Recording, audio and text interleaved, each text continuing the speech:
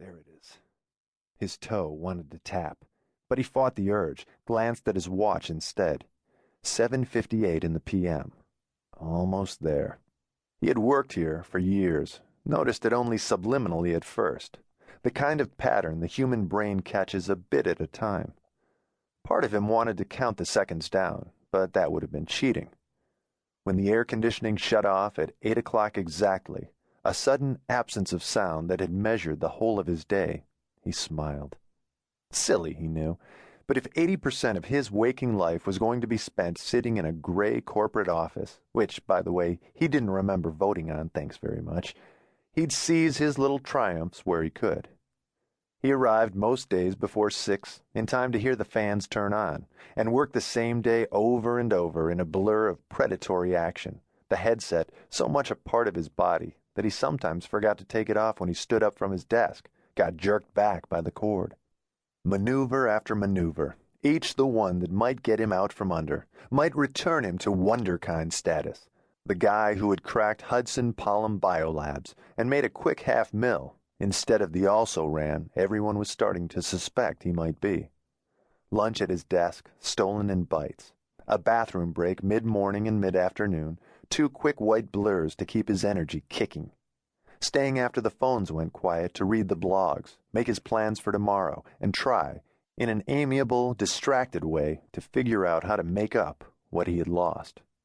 And finally, the retreat here, to his porcelain palace, to blow a goodnight kiss to work and start the evening properly.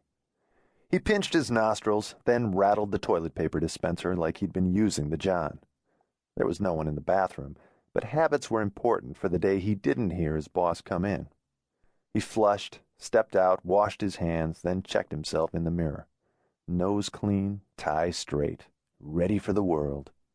He smiled, made guns of his fists, and shot the mirror. An intentionally cheesy joke meant only for himself. It seemed like most of his jokes were, and then headed for the door. It was Thursday night, and his friends would be waiting. Alex behind the bar in a bleach-worn shirt, the cuffs spotted with old stains. Jenn sipping a vodka martini, never a Cosmo, not since Sex and the City. Mitch rocking his stool on 2 legs, trying not to get caught looking sidelong at Jenn. The Thursday night crew. Thinking of them made him smile again. Funny how their unlikely foursome had remained friends when all the folks he'd grown up with, the ones who signed yearbooks and made pledges of eternity, had all fallen quietly away. Moved to New York or the suburbs, gotten married and had children. That might be sad if he let it. But why would he? He was young, secretly high, and his friends were waiting. When Mitch climbed on the bus, there was only one seat open, next to a black guy wearing a puffy Looney Tunes jacket and loose jeans, his leg thrown across the open seat. Mitch walked over, stood looking down at the guy. "Excuse me." For a long moment, the man ignored him. Then, drawing the gesture out slow, he swiveled his head to look up at Mitch, his eyes pitched half open, a toothpick stuck to wet lips. Nothing in his expression at all. After a moment of staring, he turned back to the window. He didn't move his leg. Asshole, Mitch thought, and moved back a couple of rows, stood gripping the handbar, swaying with the motion of the bus. His heels felt like someone was cranking wood screws into them, and the steady ache in his back that began around noon had stretched up to his shoulders and neck. Occupational hazard of spending all day standing up, smiling on cue as he opened and closed the heavy glass doors of the Continental Hotel. It's only a couple of minutes, not worth making a thing over. He shifted from the edge of one foot to the edge of the other. The bus was warm, humid with body odor, and he was afraid some of it came from him.